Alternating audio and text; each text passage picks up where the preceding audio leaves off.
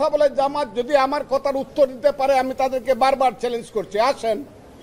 আমি তো আমিরকেও চ্যালেঞ্জ করছি, আসেন আপনারা। গতকালকে আমি হঠাৎ করে বিকাল 5টায় আমি জানতে পারলাম আমার নামে আমার দলের পক্ষ থেকে একটা শোকজ নোটিশ হয়েছে। কিন্তু নোটিশটা আমি মানুষের কাছে শুনলেও রাত্র 9টায় নিজের হাতে পেলাম। সেই নোটিশ পেয়ে আমি যা জানতে পারলাম, আমার দল আমার কিছু কথার ব্যাপারে আমার কাছে জানতে চেয়েছে, কেন আমি এইসব কথা বললাম। সেই উত্তর আমি নির্দিষ্ট সময়ে আমার দলকে দিব এবং আমার দল আমার ব্যাপারে সিদ্ধান্ত যা নিবে সেটা আমি মাথা পেতে মেনে নিব। এইটা ভিন্ন ব্যাপার। কিন্তু আজকে সকালে ঘুম থেকে উঠার সঙ্গে সঙ্গেই আমার বাসার সামনে, যে বাসায় আমি থাকি সেটার নাম হলো কনকর্ড, দুদকের সামনের যে 20 তলা বিল্ডিং, এই কনকর্ডে আমি থাকি। আমি শুনলাম স্লোগান হচ্ছে কয়েকটা।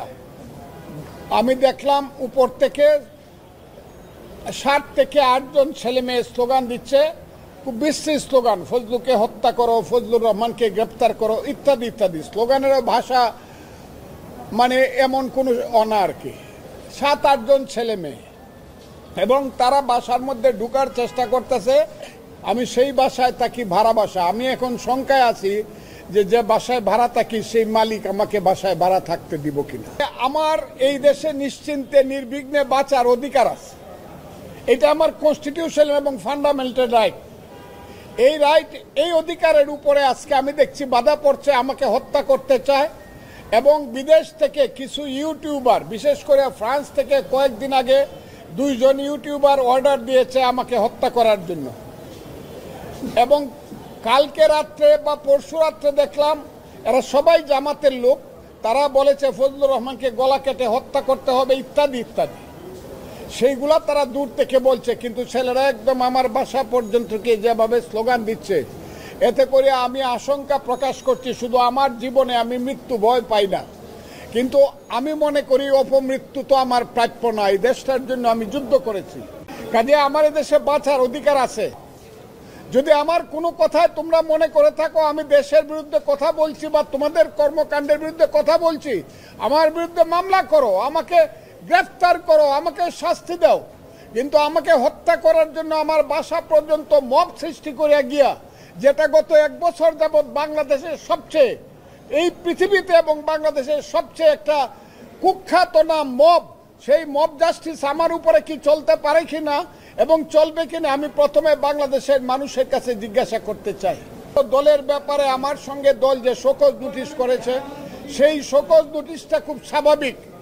একটা দল যদি মনে করে তার কোনো রাজনৈতিক কর্মী ব্যতিক্রম কোনো কথা বা কাজ করছে, দল শোকজ করতেই পারে এবং সেই প্রশ্নের উত্তর আমি দেব। সেইটার সঙ্গে তো এই মবের কোনো সম্পর্ক নাই। আইন শৃঙ্খলা রক্ষাকারী বাহিনী আজকে যে ভূমিকা নিয়েছে আমি সেই ব্যাপারে সন্তুষ্ট। আবারও বলছি, আমি সেই ব্যাপারে সন্তুষ্ট।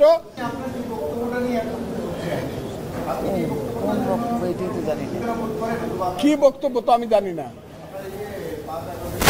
কি বক্তব্য তো কেউ বলে না। এইটা আমি আপনাকে বলি, এই কথাটা আমি নিশ্চিতভাবে বলবো, আমি মুক্তিযুদ্ধের পক্ষের মানুষ এবং জামাত 71-এ মুক্তিযুদ্ধের বিপক্ষে ছিল।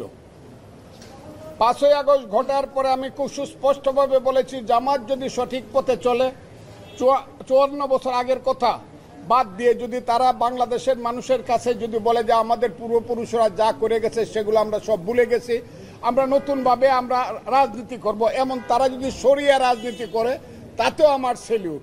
কিন্তু ভোট পেয়ে তাদেরকে ক্ষমতা দখল করতে হবে, এই কথাটা আমি বারবার। কিন্তু যেদিন আমি দেখলাম জামাত বলেছে যে যারা অস্ত্র হাতে যুদ্ধ করেছিলাম মুক্তিযোদ্ধা, একেবারে পত্রিকায় লেখা তাদের শিবির বলেছে এবং তারা সমর্থন করেছে, তারা মাপ চাও।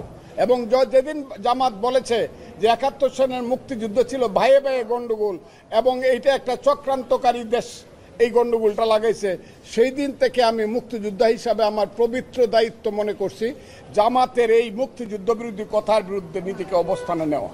এবং সেই অবস্থানে থেকে আমি কথা বলছি, সেই অবস্থানে থেকে কথা বলে জামাত যদি আমার কথার উত্তর দিতে পারে আমি তাদেরকে বারবার চ্যালেঞ্জ করছি, আসেন। আমি তো আমিরকেও চ্যালেঞ্জ করছি, আসেন আপনারা, বসি। আপনারা কোন মুক্তিযুদ্ধের ব্যাপারে কি বলতে চান? আমি এই ব্যাপারে কোনো কম্প্রোমাইজ করব না।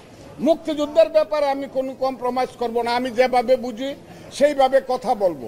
জামাতকে কালো শক্তি বলে এটাকে 5 আগস্টে দিয়ে ফেলছে জামাত। আমি এটা বলে এই উত্তর আপনি আমার সামনে পাবেন না। আপনি বলছেন যে আপনার যে বক্তব্যটা সামাজিক যোগাযোগ মাধ্যমে ভাইরাল হয়েছে সেটা কোনো ভাইরাল হয় নাই। এটা ইউটিউবে অনেক কিছু করা যায়, কথাটা বুঝেন। আমার সমস্ত বক্তব্যটা আপনারা দিতে বলেন, সমস্ত বক্তব্যটা আপনারা দিতে বলেন। ওই 2 লাইন দিয়া, ওই নিষেধা হেডিং দিয়া ফজলুর রহমান বলেছে ইউনুসকে দেশ থেকে, এইগুলা তো হইতেছে এই দেশে। এই বক্তব্য না, আমার টোটাল বক্তব্য কোথায় কখন দিয়েছি বলেন। যদি আমি অন্যায় করে থাকি, দেশের বিরুদ্ধে বা দলের বিরুদ্ধে বক্তৃতা করে থাকি, আপনারা আমাকে, এটা আমি দলকে উত্তর দেব, এখন দিব না।